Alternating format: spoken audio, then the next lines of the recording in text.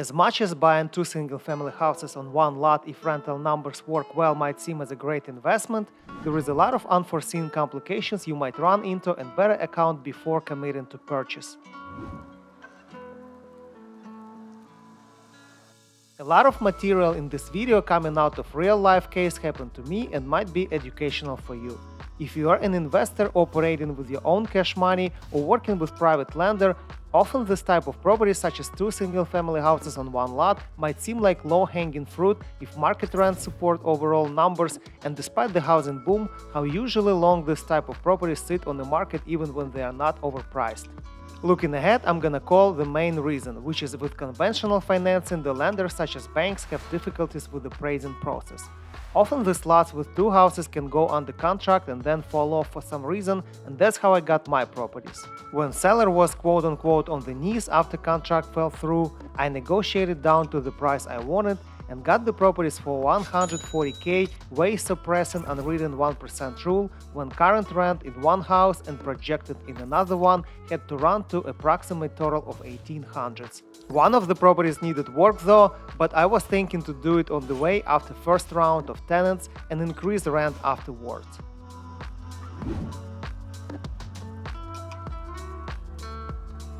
I'm currently investing in Myrtle Beach area, but I dreamed about getting out, moving to different city, potentially keeping my real estate in Myrtle or maybe selling out.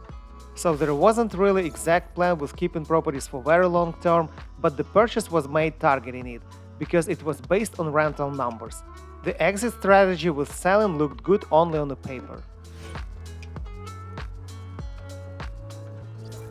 Zoning is not just usage of the property, it's also covering additional factors related to building elements such as setbacks, minimum front line, minimal square footage of the lot, etc. The deal I purchased was located in a very small town, just under 3,000 people, and had decent lot. Decent compares to other lots on the street. If you just draw the line in the middle of plot, you technically will be able to split the lot into two with one house on each parcel, and visually every half would be not smaller than plenty of other lots on the block. And if you take a look on the lots along the street, this doesn't look like a big lot. So that was my bet, subdividing properties and sell separately if I want to exit. The mistake I made is not checking this small town zoning ordinance, having impression subdividing shouldn't be a problem based on online GIS map. If you think about the subdividing and you draw imaginable line splitting the lot where those two properties staying on, there is not enough minimal square footage, there is not enough minimal setback on this end, and there is not enough minimal required, the front line. So apparently majority of these houses on small lots were built long time ago, mine for example in 1955, before zoning rules were introduced in this town. And in order for me to make something work, I had to go through spot rezoning to the one with more lenient regulations and still apply for variance due to nonconformity of my lot, even to potential new zone, which is long process with small chance on success. The tenants I had in one of these houses completely tore down the unit with converting closet to dog kennel and overall trashing the house, so I had to go through eviction process getting them out. My DNA is not allowing me to slack and do some cheap work, so we did complete remodeling of the house even with full crawl space rebuilt. And along the way I invested a little in the other house since we were on a roll in the neighborhood. All in all, it took from me way more funds than I anticipated and wanted to invest in these properties, but it is what it is. Like I mentioned before, I was mentally on the way out of Myrtle Beach, and having so much funds invested with not much potential income from long-term rentals, I obviously didn't seek for refinancing, but was looking for drop-in properties selling them. Obviously, we listed properties covering my remodeling cost and having little income on top, but nothing crazy, $265K. With projected rental income you would get from two properties, it would be a good investment for someone covering mortgage and other expenses. Plus, you're getting pretty much brand new one of the houses. The market slightly softened due to increased interest rates by government, but after 2 weeks I got offer and we negotiated to $256K selling price. Like I said, the numbers for passive cash flow just work no matter what.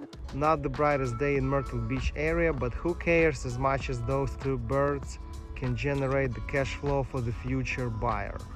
buyer was getting financing from local bank. When I thought it's all nice and smooth, I got a note that there is still no appraisal came to the bank when it's been 2 weeks since appraiser came by. I thought it's ridiculous, and I heard 2 problems occurred which are personal and no good comps in the area.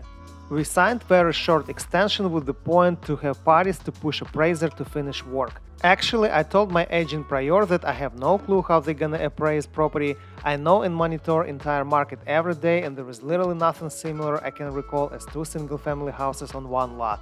But because the rental numbers were high and worked for selling price, and because of high quality and expensive remodeling we did, almost rebuilding one of the houses, I was positive that appraisal somehow will play out in my favor. A week before closing, I got a good word from my agent that the other side attorney stated we are all set to move forward with successful closing. So I assumed we had favorable appraisal and signed all paperwork from my end.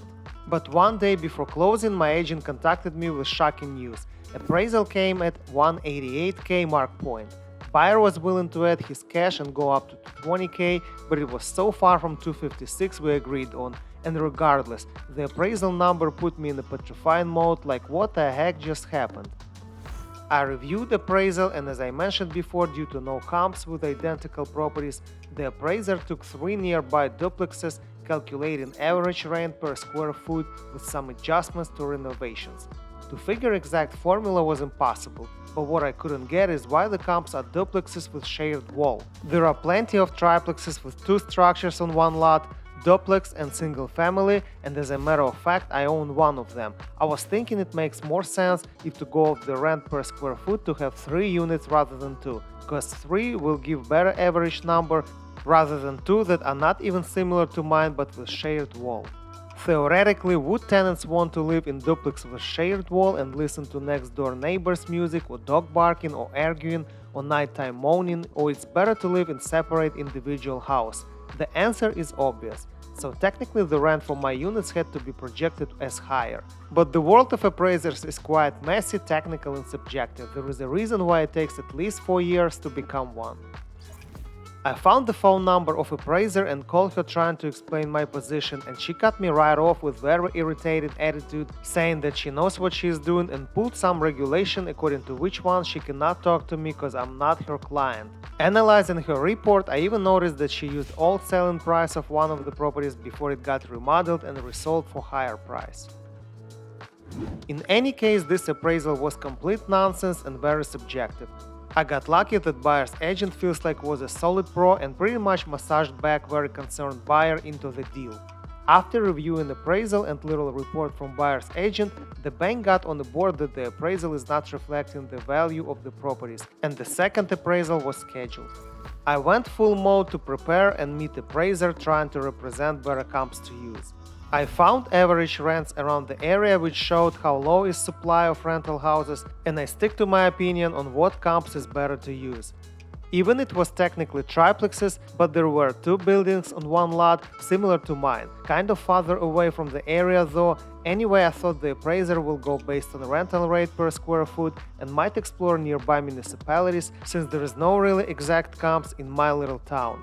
With my folder full of data, I went to the properties when the appraiser was scheduled to come, and he was nice to let me represent my comps to him and share all info that could be useful. In less than a week, the appraisal came as 260k. Celebration, red panties day. When I checked the appraisal, I was surprised, but actually just one property I provided with was used, and it was more of the mistake of previous appraiser I mentioned before, to use old selling price of property when it was already remodeled and sold for higher. The other 2 properties as comps were duplexes in the same town, but they were sold within last year, not last 6 months. What I was anticipating the time frame would be since there was significant jump in interest rates. Because one thing when everybody paid top dollar for properties with low interest rate because of low mortgage payment they would have, and another story is when rates are up, which causes the market to soften and prices to freeze. And houses sold in this period makes more sense to be used as comps because they represent better the current state of market. Anyway, I did forego trying to understand the appraising work and just was happy to get favorable appraisal and sell the property for the price I wanted. But I learned important lessons, and key takeaways from buying 2 properties on one lot are: Have long-term plans targeting cash flow, as selling properties might be a challenge. Check similar cases in the area with sold properties, so in the event of possible sale you will have favorable comps. Check the zoning of municipality to make sure you have chance to subdivide properties, which will be your most important step due to relatively easy sale of any single family house when you decide to sell out.